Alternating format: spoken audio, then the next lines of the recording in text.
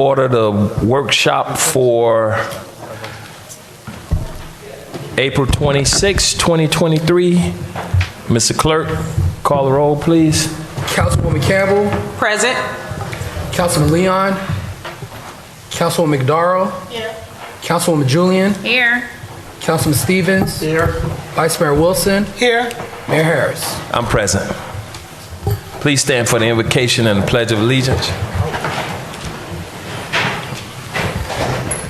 God our Father, we thank you for your grace and mercy towards us. We thank you for your endless blessings. God, in this moment, we ask that you continue to bless Miami Gardens, this place that we call home. Bless the leaders and everyone that has something to do with it. All these things we ask in your Son's name I do pray. Amen. Amen. I pledge allegiance to the flag of the United States of America and to the republic for which it stands, one nation, under God, indivisible, with liberty and justice for all. Mr. Clerk, please show Councilman Leon is present. Duly noted, Mayor.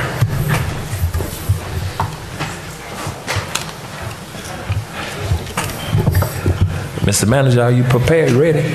I'm ready, Mayor. All right. Good afternoon, Mayor, Vice Mayor, Council members. This workshop is scheduled today to have a discussion regarding the 5-acre lot that the city owns off of 183rd and 27th Avenue. We have received 2 proposals from 2 companies, 2 teams, 2 groups, however you want to recognize them, as a potential group that we could lease, sell, or encourage development on this site. The 2 companies that will be before you today giving you a presentation, the first company and we did this by alphabetical order, so there's no flipping of coins or anything like that. The first group is the Eden Multifamily Group, and then the second group that we'll present to you today will be the Legacy Development Alliance. Based on that, Mayor and Council members, I'm going to ask Hope, are you leading the presentation for your team? Okay. I will have Hope Calhoun come forward to begin the presentation for the Eden Group, and she will have 15 minutes for presentation, and then afterwards, Mayor and Council members, you will have 15 minutes of questions, and then we'll move on to the next group. At the end, if the council chooses to have discussions, you can have those discussions and give staff some direction as to which group you may want. You also have the ability, Mayor and Council, if there's something, if either group doesn't move you in any type of direction, we'll continue to leave the property available for other groups to solicit as well. All right. Thank you. Thank you. Floor is yours. Thank you. Good afternoon. Hi, I'm Hope. Can you all, am I close enough? I have a point of clarity. Yeah. Did he say that we may want? So does that mean we're voting today? No, we're not voting. Oh, okay, this is simply a workshop. This is just a workshop. Okay, Yeah. perfect. You're going to hear from both Yes. groups, and then you'll make a decision, and then it'll be brought to the city manager later on. Okay, thank you. All right. I'm sorry, ma'am. Go ahead. Good afternoon. My name is Hope Calhoun. I'm a land use attorney with the law firm of Dunay, Miskell, and Backman. Just a quick question. Am I going to forward by just touching the... Am I just going to touch the arrows? Okay, just making sure. All right, good afternoon again. Hope Calhoun on behalf of Eden Multifamily. With me this afternoon, we have a few people who won't speak unless you have questions for them, but they are a part of the team that is going to work on this development. We have Sherwood Dubose as our community activist and facilitator, Jackie Sasson, who is with Edens. We have one member of our team who is on our way, Jay Masterman, and we also have Sandy Friedman. I think you recognize some of those other names as people who are very active in the city. So Eden Multifamily, we're proposing to purchase and develop this property, but the important thing about Eden and the important thing about anyone you choose to develop this property is, can they actually develop the property? So the first slide that you see up here really talks about the experience of this developer. You should know they have developed a project already here in the city of Miami Gardens very recently, but looking forward to what they can do, you can see here again, they are a $15 billion company. They've developed over 26,000 units multifamily units in South Florida. They were founded in 2015, so they have a long history of development in South Florida. Again, this is just a little bit more information about the company's experience, and it lists some of the projects. You can see North Miami Beach, obviously very close, Las Olas, Eden West, and a few other projects here in the local area. Again, quite an extensive number of units already developed, and quite a large number, over $5 million in gross sales. So they are they have over 70 years combined experience in the development and acquisition space. Lazul is one of their current projects, and if we are chosen, or once we are chosen, it is up and operating. So we're happy to take you on a tour over there as it's worked out appropriately, so you can see the project, the type of project that we're prepared to bring to the city of Miami Gardens. These, again, are just some of the other projects that we have in South Florida. Again, I mentioned it briefly in the first slide, but I just want to stress again, we're talking about a company who is well capitalized and well positioned to bring a project to the city, not just to acquire the parcel, but they have the depth to be able to develop the parcel. So what you're eventually going to see through a site plan, they can actually deliver. They're not going to tell you one thing and do another. Again, based on their history with projects not just in the city of Miami Gardens, but in the South Florida area. They have a lot of experience and some great partners, financial partners who support them. Again, the benefit of this slide is really to show you, I know it's like the third time you've seen our projects, but again, we're stressing to you how well capitalized we are and the depth of the experience that we have. And this slide, we want to just kind of highlight, if you can see under like the long section, we want you to know that we're committed to partnering with and working with our communities. You can see in each example with Eden West, Alta Congress, Lazul, Princeton Park, and the Red Road Commons, we've always worked with the municipalities, local government, the community in order to get the projects accomplished and get them done. Eden West is a really good example of the company. Eden was taken on a tour with the City of Tamarack officials, and they said, this is some land we own. We need somebody to do something. And they took up that challenge and that mantle, and they built what you see there, Eden West. It is under construction now, and it's anticipated to be a great project. We kind of started this is kind of the middle, but we should have talked about the parcel and where it is. I know you are all familiar with it because it's in your city. It is already described as approximately 5 acres along Northwest 183rd Street in the city of Miami Gardens. So we obviously haven't yet been awarded this land, so we can't tell you exactly what we're going to build, but we can tell you what we're thinking about conceptually. And the final site plan obviously will be finalized once we're awarded the land, or once we close on the purchase, and then we go through the site plan process with staff. So right now, conceptually, we are looking at approximately 168 units, 8,000 square feet of commercial, and then the accompanying parking spaces that are needed to go with that proposed development. So just to talk about exactly when you see the site plan, what are we talking about? So Eden's prides itself in creating community within its community. So walkability is very important. The pink flamingos that you can see on the screen now are an example of kind of their trademark. It's what they use to, it's their public art. It's again, kind of their logo, their trademark. Of course, if Miami Gardens doesn't like flamingos and wants something else, they can change that. But that picture on the upper right corner is intended to highlight the walkability and the walkway. So on the right, again, are the flamingos you can see. On the left, you'll see the site plan that you saw on the previous slide, and you'll see the red box or rectangle really that's close to the canal. So the flamingos, for example, would be at the entrance of that walkway because they want to highlight the walkability of the community. So that would be the walking trail that could be a part of the site plan. We also have within our clubhouse a fitness center, obviously a leasing management center, and co-working spaces, because we recognize since COVID that a lot of times people aren't going to offices to work, but they still want to work with people. So we'll provide that technology there, that people have the opportunity to work together. And then obviously a resort-style pool. So the concept also includes commercial. So what we're proposing, again, is commercial on the bottom, residential above. The details, again, will be worked out eventually once the site plan is agreed upon and worked through and vetted through the city. Oh, just really quickly.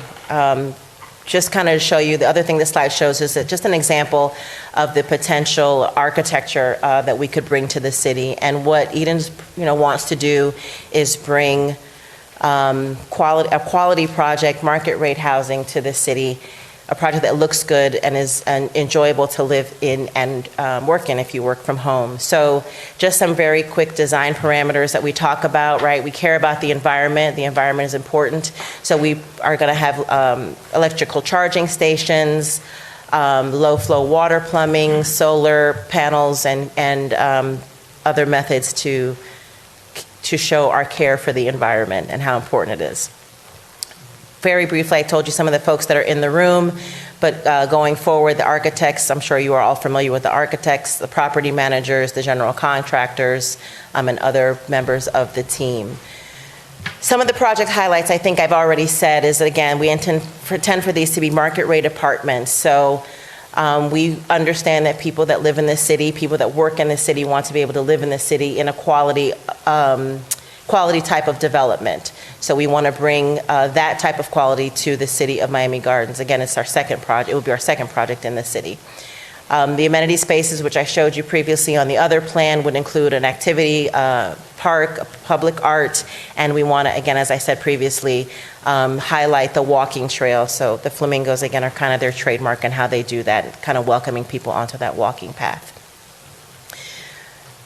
So again, the site plan will be vetted through the process with staff, but we're proposing 168 units, 4 and 5 stories with ground level retail. So what else can Edens bring? Besides being able to financially purchase the property and have the stability and ability to build, they also have some benefits that they're bringing to the city. So we're talking about approximately $47 million in financial benefits being brought to the city, 395 new jobs, and then taxes every year of approximately $2.6 million, which of course can go up depending on how the project does, and we anticipate it doing very well. And then obviously the one-time permit and impact fees. Locally, again, you've seen our community our community partners who are here with us today, so you know that we are committed to participating with and engaging with the community. So one of the ways we want to show our commitment to the community is providing a discount to residents, Miami Gardens employees if they choose to live here, which we would love for them to do. And then we're also providing move-in coupon for the first 12 months to people who would like to move in.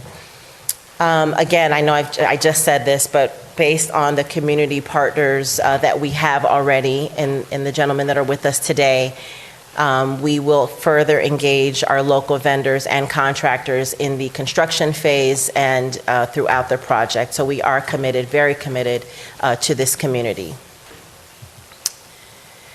So just kind of to recap, right? What have we learned about Eden today? I felt like I spoke really quickly, but the recap is, again, you have a company that has a proven track record of development. All the principals and everyone that is involved in the project, we have over 70 years of experience, development experience. We have the financial capability to develop this project, develop this property, and provide a quality development on the property. Again, you have seen evidence of our community involvement throughout the presentation, and you are familiar with our partners on the project. With that, we are happy to answer any questions that you might have. Again, I feel like I spoke really fast. I had 15 minutes in my head. But we're happy to answer any questions. You still have 4 minutes if you... I can take my time. I really can. You got 4 more minutes. We are, again, very committed to this property and developing a quality project that the city can be proud of, and it's the second project that this particular developer can build in the city as a showcase. So that concludes my presentation. All right, any questions from the dais? Yes, Mr. Mayor, I have a question. Go ahead. Hi, Hope. How are you? Good, how are you? Good, thank you. Thank you very much for your presentation. I like the fact that you guys incorporated the whole walkable city, because that's one thing that I think that we are lacking in Miami Gardens is being a walkable city. And I'm hoping that with everything that we have on the horizon, that our walkable score will go up. My question for you is, what is Eden's bonding capacity? I'm going to let Edens answer that question so I don't Thank get it you. wrong. Or what's your most recent bonding capacity?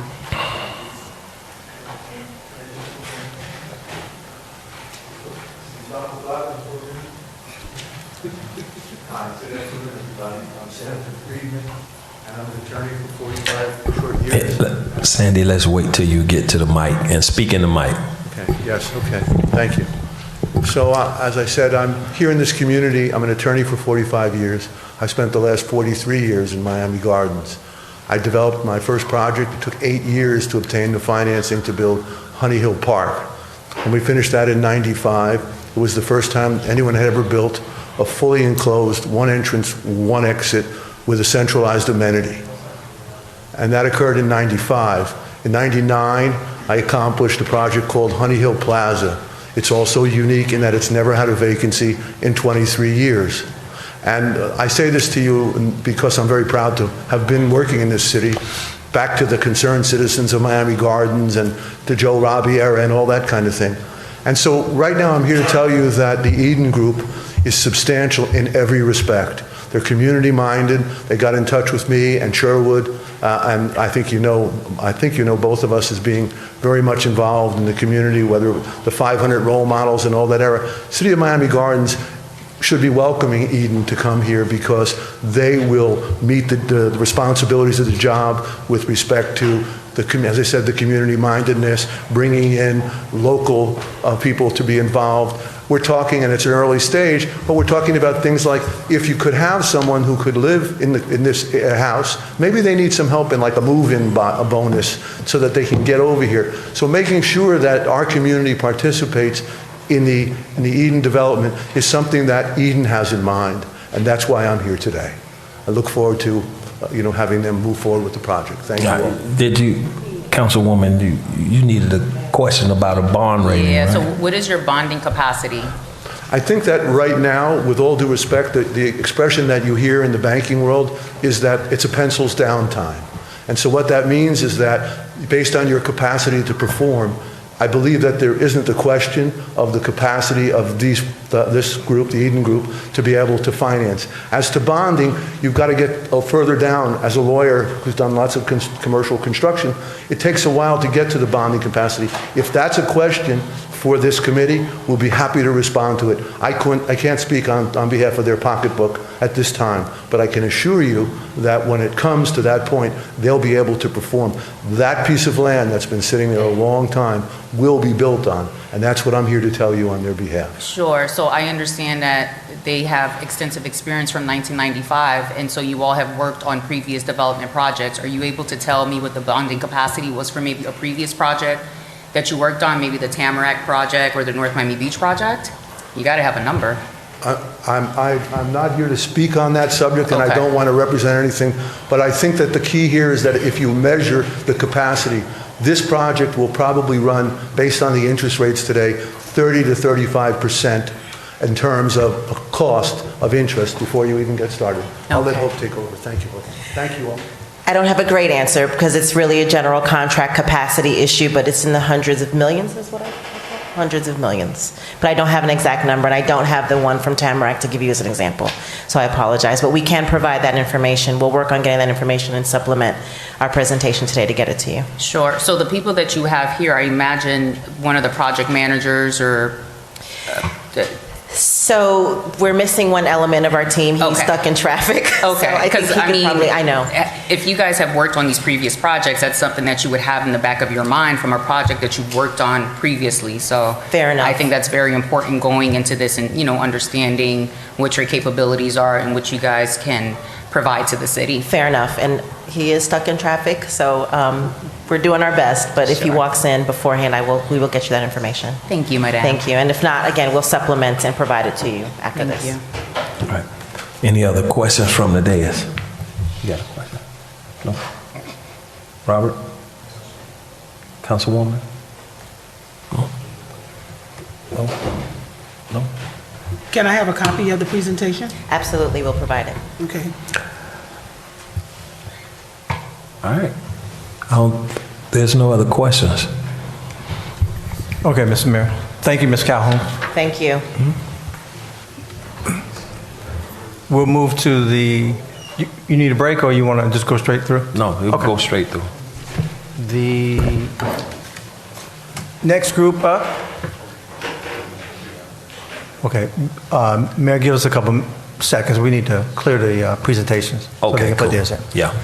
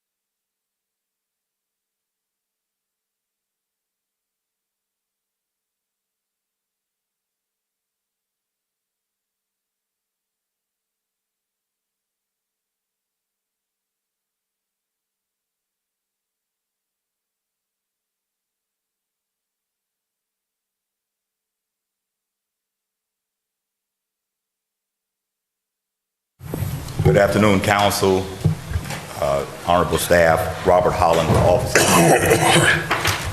with offices at 3250 Northeast First Avenue, Miami, Florida. I stand here on behalf of Legacy Development and Redwood Development, Inc. So, as most of you all know, the city of Miami Gardens is the fourth largest African-American populated city in the country. And you're now competing on the global market with Atlanta, Baltimore, Houston, and some of the other major black cities for black talent, black lifestyle, black culture, and black city life. When you consider Miami Gardens' demographics along with its world-class event schedule, Super Bowls, Formula One, World Soccer, World League Tennis, Jazz in the Gardens, NFL football, and etc., the only thing missing is a downtown corridor that provides a place where others can live, work, and play, whether it's the residents or people visiting here. And oftentimes we've had the issue, we have these major events come here, and all of the activities they do before those events and after those events are always somewhere else because we don't have the infrastructure here in place to be able to absorb and accommodate many of those folk who come for those events, as well as our current residents. And I've consistently, over the past 25 years, worked to bring that vision to fruition here in Miami Gardens. On every major project that I've represented along 27th Avenue, I've assisted in that endeavor. When you look at all of the property on the west side of 27th Avenue, where you see Denny's, Lorna's, and all that commercial activity, Robert Holland was the attorney back then that brought those projects to you. When you look at the 35 acres adjacent to you right now, Robert Holland was the one who bought you that. You look at some of the other things that will be going on that site that I promised you all I would fight for. We'll have a major sports restaurant there. You'll have other restaurants there. You'll have event space there. You'll have a youth interactive entertainment, a Formula One museum, a number of things that would make this community very engaging.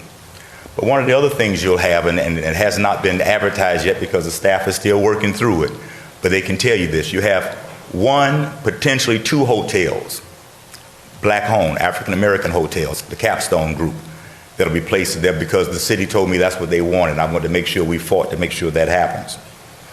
And so the other things we've done, we've worked to make sure we have the assistant grant dollars, and the mayor will tell you this. I worked in conjunction with him recently and the staff to try to get some grant dollars to assist with the infrastructure to make sure the Performing Arts Center gets built that's been on your books for a while. So trying to get infrastructure dollars to offset that. Again, trying to build this downtown core, that's a process. It doesn't happen overnight.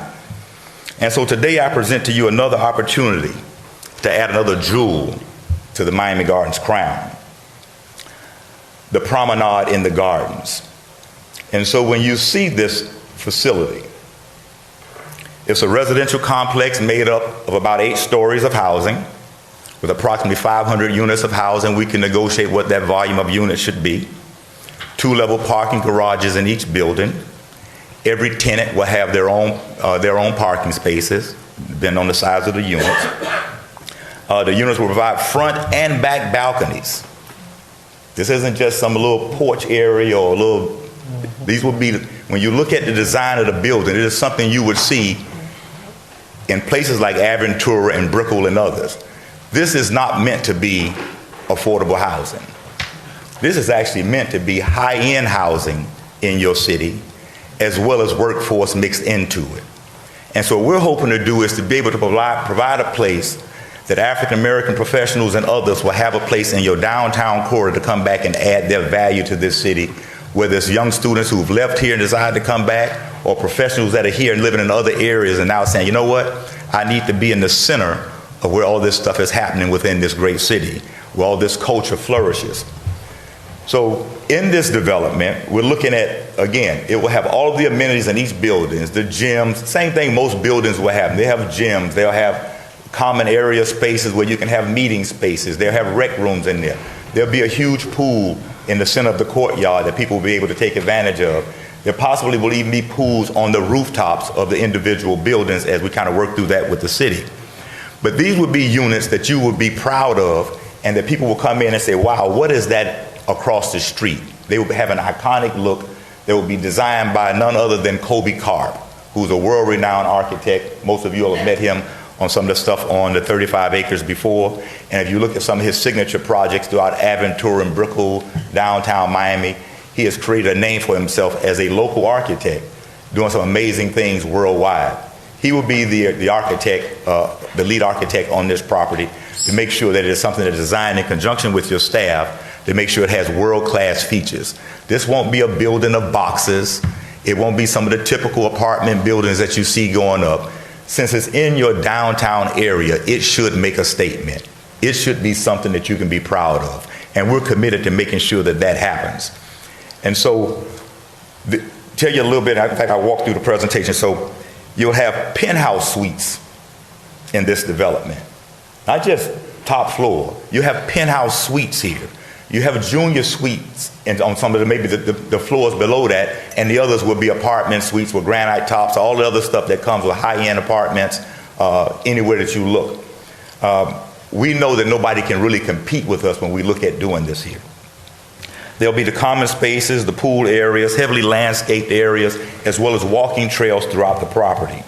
You'll have multiple floor plans that are customizable, particularly those folk who want penthouse spaces. They typically want to kind of customize those spaces when they get into a lease, because those customized spaces, penthouse spaces, and some of the higher end ones, they typically want a lease for a much longer period of time than 12 months. So they're willing to go in and invest in that facility or that unit looking like they want. So they get to decide where the walls, the type of tower that goes into the bathroom, so on and so forth. So this will be luxury living in some regards, and again, a mixture of workforce housing, so the people who are in there, nobody feels as if they don't belong. There'll be rental units in all of them, but that may change over time into home ownership, and that will probably be done by building based on how the market responds. There may be an HOA association be allowed to go in, and there's some legal technology, legal technical stuff that was in place in order to do that, but home ownership is not off the books as it relates to this development. The units would be 2 and 3 bedroom units with great rooms or dens, so you have this extra space that you'll be able to entertain or have your TV room or whatever, so it'll be a great space area. Again, assigned parking spaces for all of the units, and housing opportunities will be pre-marketed within the community first, using an African-American PR firm to kind of push these products as well as the jobs and everything associated with it in the Miami Gardens area first. Along 183rd Street, let's see if I can get you to that building. If you see this building here, this is the building, at least the conceptual design of what the building would be on 183rd Street. The bottom floor would be retail and restaurants. And so that'll be the ability for small, whether it's a Chick-fil-A, a Starbucks, any number of restaurants to be on that level. The second level would be a mixture of office space on one end and a jazz/R&B lounge as well, with an outdoor terrace as well. That gives you the ability to create some atmosphere within the community and the city. And we figure about putting it on the second floor, it gives it some elevation so people get to look out. It's a sense of elegance. And again, that would be something that would be more mature crowd. Again, you're 25 and older. But it could be jazz on some evenings, R&B the others, but for the most part, it's live band and dinner. But again, with the outdoor patio. One of the concerns that your management staff wanted, because again, trying to create the downtown effect, the next 4 floors would be what you call a 2-bedroom, 2-bath Airbnb. So it creates, again, a hospitality vibe to be able to have that additional capacity within the community. And again, it does not conflict, since it's hospitality, with the jazz lounge being on the second floor or the other retail on the first floor. Typically, if you have apartment rentals above your commercial activity, sometimes it can cause some confusion with noise and everything else. And then we're looking at the top floor, which will be covered with a canopy of some sort. There will be a pool up there, again, Airbnb residents there, as well as the other visitors who will come in. But it also will potentially be a hookah/cigar open air lounge. So you don't have to worry about being in a stuffy place. Those folk who smoke cigars and want to hear some R&B light music, you'll be able to have that on the top floor of the facility. And again, be able to create an ambiance look around the city, a panoramic view around the city in Miami Gardens.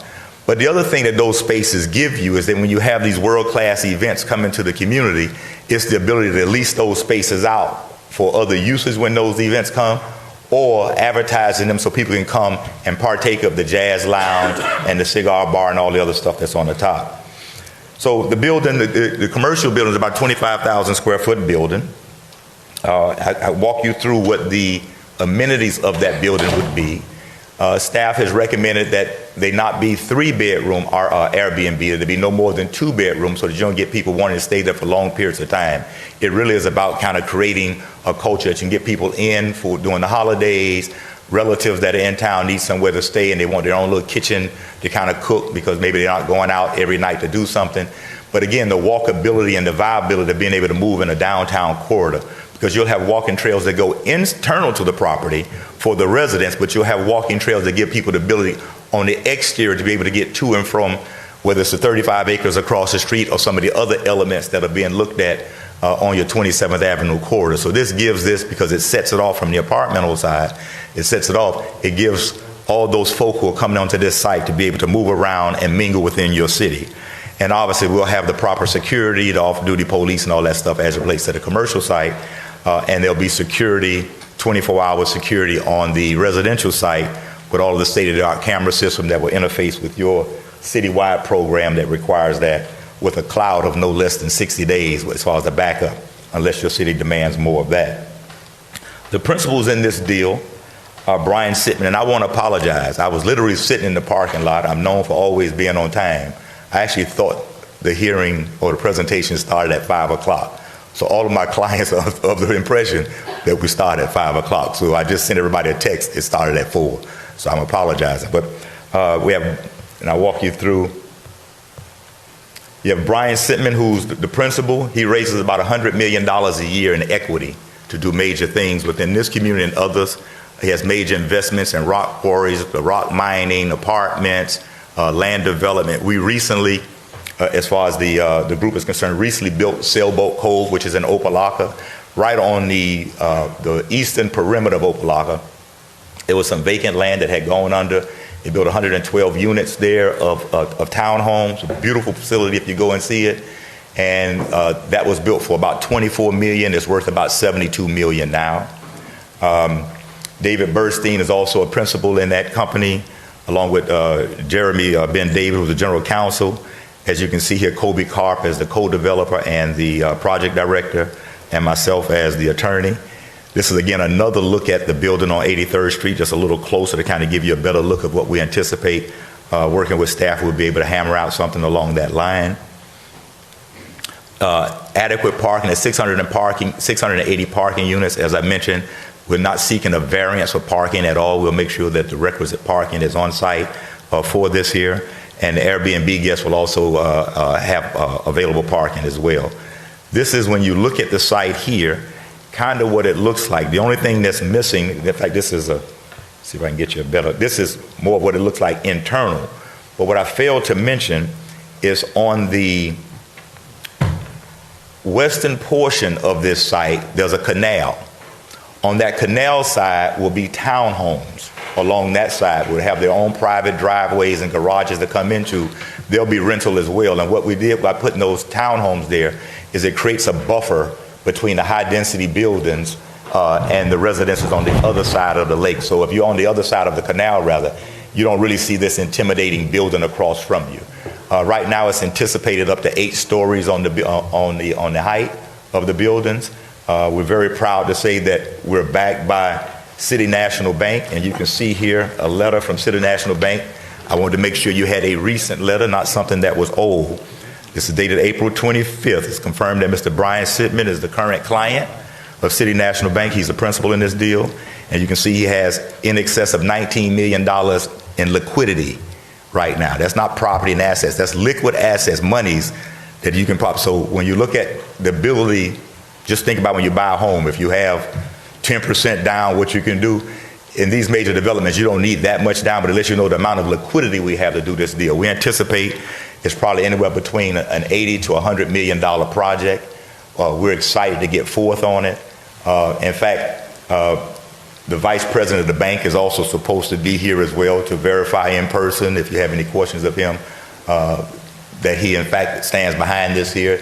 They have financed some of the other projects before. In fact, the $24 million project, Sailboat Cove, they financed. In fact, they financed another one during the middle of COVID. Very few people got financed during COVID. We got a major loan during COVID. And we're recently working on a development at Pepper Park in the city of North Miami. We were awarded that, and we anticipate that's going to be a big deal as well, with bowling alleys and some other stuff. So we're here for any questions you may have. We think it will be the pride of the city if done. And again, this will be something that will be a jewel. I'm assuming at Bellman I was at my time. Yeah. Thank you, Mr. Holler.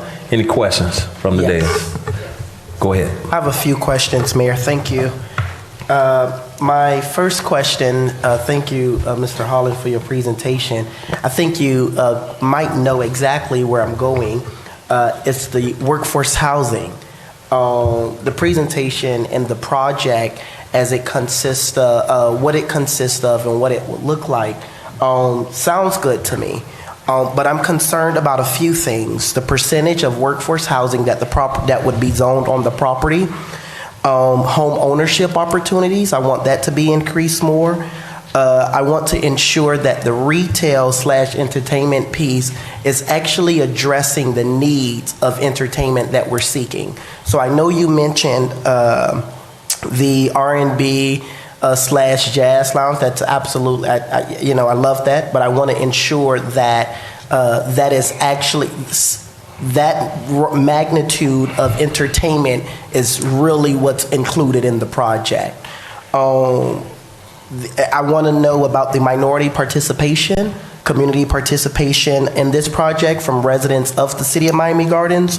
And then you mentioned that rental, and I'm just going through it all, and you can question me on wherever I was just about to say, you asking a lot of questions at one time. Yeah, I saw him taking notes, so I figured he got it all.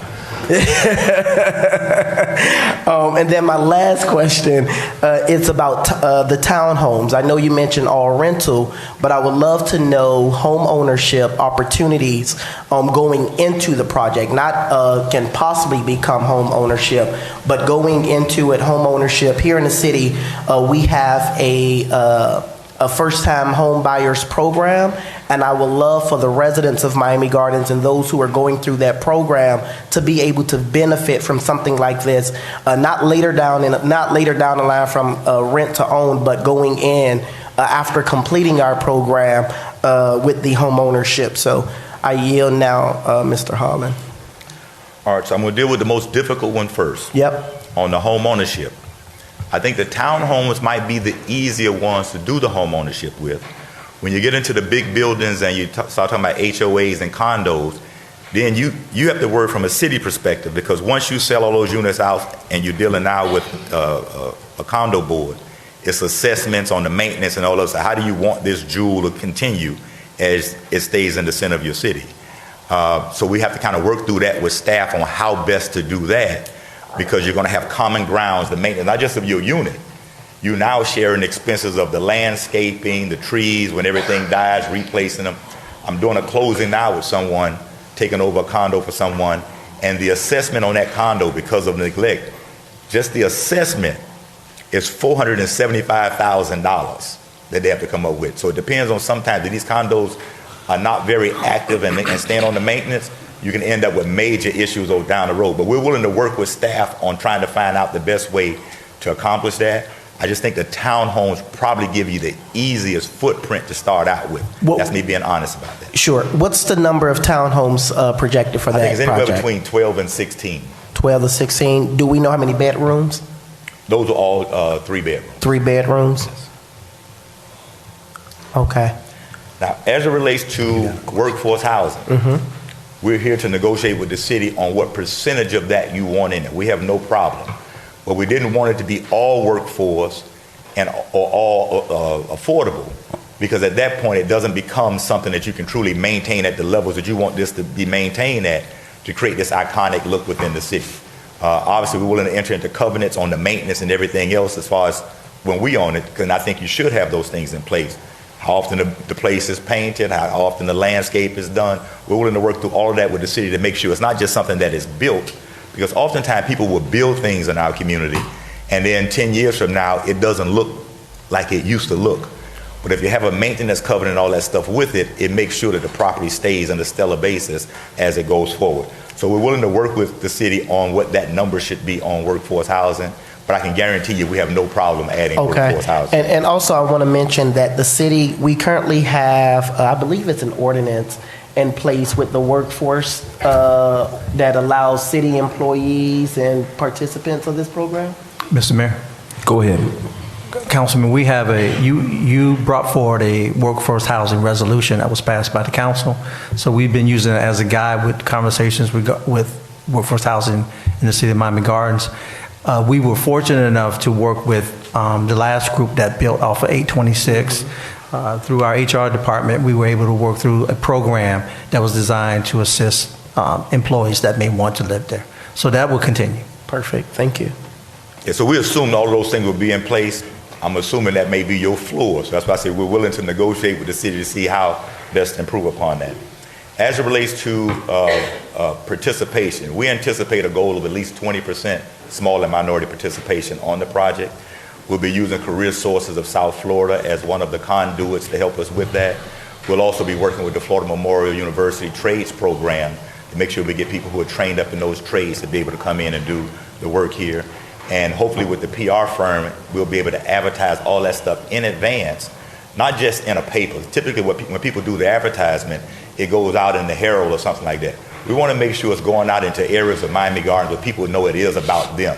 Some of the social media feeds, the barbershops, the beauty salons, all those kinds of things, to make sure people know that not only the opportunities for jobs are available, but they also have the ability to go in and be the first to lease up the building if they want to consider moving into it. And so all that will be in place as well. And those jobs will consist of contracts on the project as well? It will be labor jobs, Yep. it will be technical jobs, trade jobs, people who own their own subcontracting division. In fact, we're doing some work with some others on some of the other projects that will probably carry over that are doing great work. But it would start out with an outreach first in the city of Miami Gardens, recognizing through the county obviously has a small business program. So that's typically the first thing we look at to see if there are any Miami Gardens companies that in the county certified small business program, and we do outreach to them first, let them know what we're talking about doing and how you can come in and apply and be a part of this here. And then we'll branch out into the greater portions of the county after that. Can I ask this as well, in addition to the marketing campaign, would you all be willing to host an information session or job expo to ensure that we have bodies and feet on the ground that's actually addressing the concerns that the residents may have that would like to participate? We do that for every project that we do. And we also have an on-site site that people can come by, so it's constant, the ability always to come in and look and see what you have there. We've worked with other cities where we've posted all of the upcoming jobs that we may have for a contractor or a subcontractor or a vendor.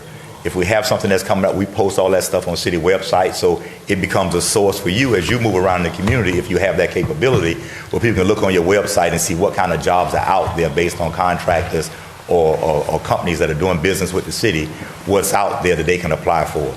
And we try to keep a running tab on what we're doing so you can always come back and get a report, where are we here, where are we there. So we've done that in Opa-locka, we're doing that in North Miami. In fact, on several projects in Opa-locka. We're doing that in North Miami, we're willing to do it here as well. Thank you. And I think the last question was about the retail entertainment piece. All right, so we're in the process right now of discussing something and with a gentleman. It's an African-American entrepreneur who does about $800 million in revenues a year. He owns several restaurant concepts. He also provides all of the cafeteria services for most of the HBCUs around the country, including Florida Memorial. So we're working with him to try to see if we can get him interested in that whole retail concept, so it would have some cross-pollination where it makes sense and it works together. But we're looking at bringing him in to be the lead on that. But we were more than willing to work with the city on the kind of concepts that you're looking for.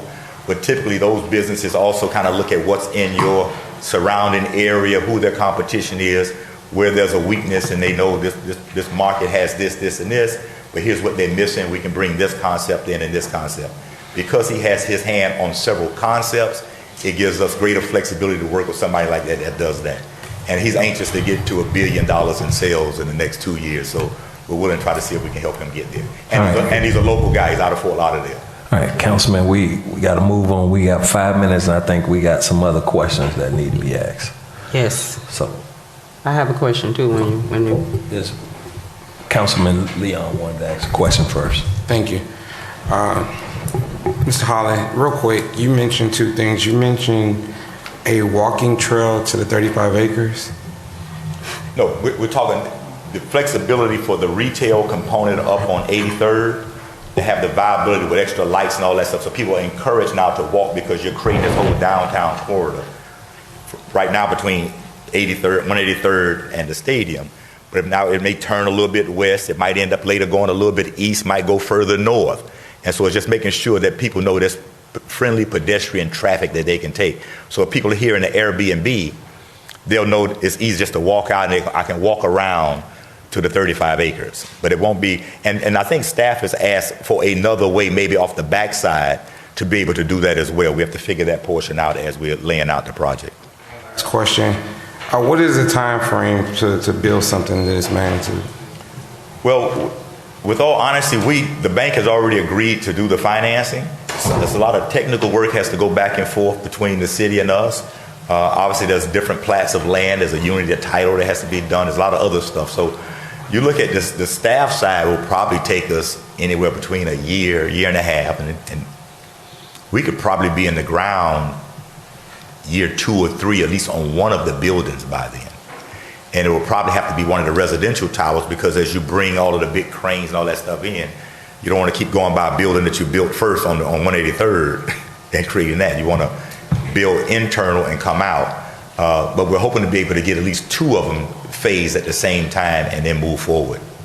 So I would say all in all, you're talking about a project 5 years, probably max, 5 to 6 years.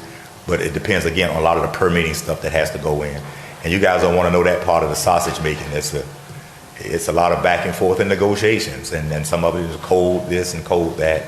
So it's a lot that goes into that. Traffic studies, you name, all that stuff has to go into that. That's it. And Councilwoman. Mr. Mayor, Mr. Holland, I have 2 questions for you.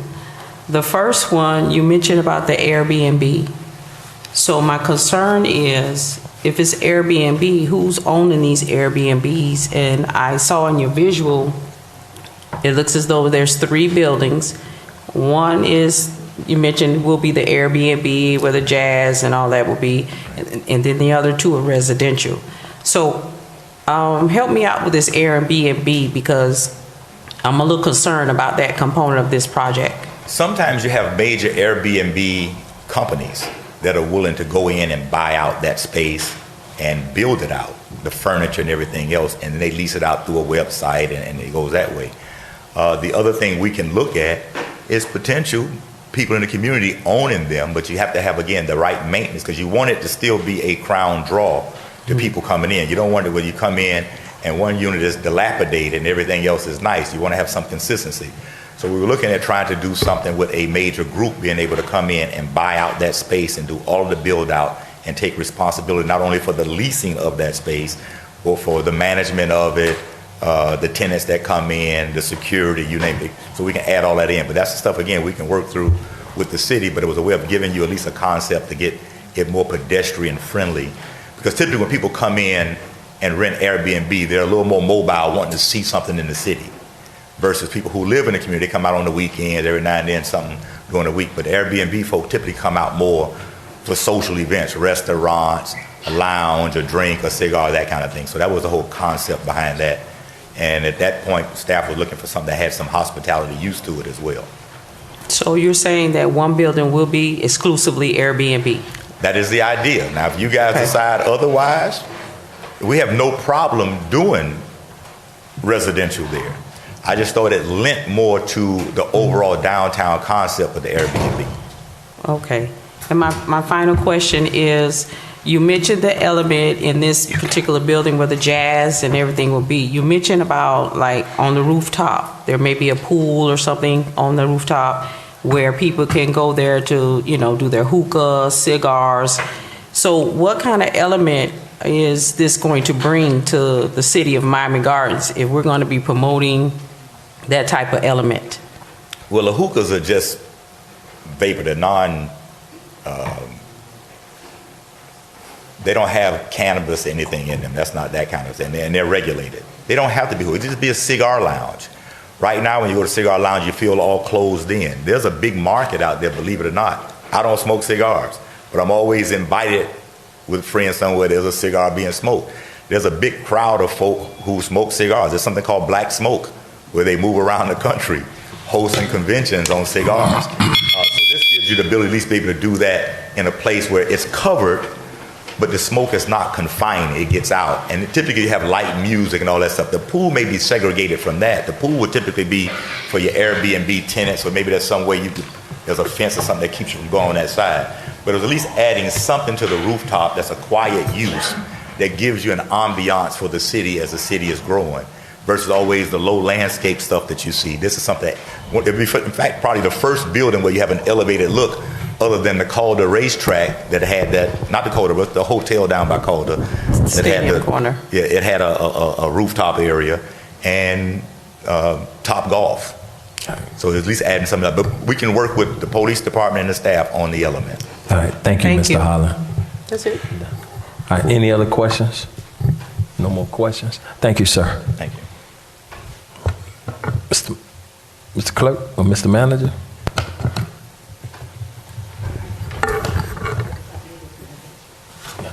Can both groups, can you guys make sure that we all get copies of the presentations? Send it to the clerk. That's it. Mr. Mayor, I don't have any other part of this showing it- presentation, No other- unless council has some direction to give. Outside of that, I'm good. All right. Then I think the workshop is, we don't need to do any motions or anything like that. The workshop is closed then. It's workshop adjourned. Thank you.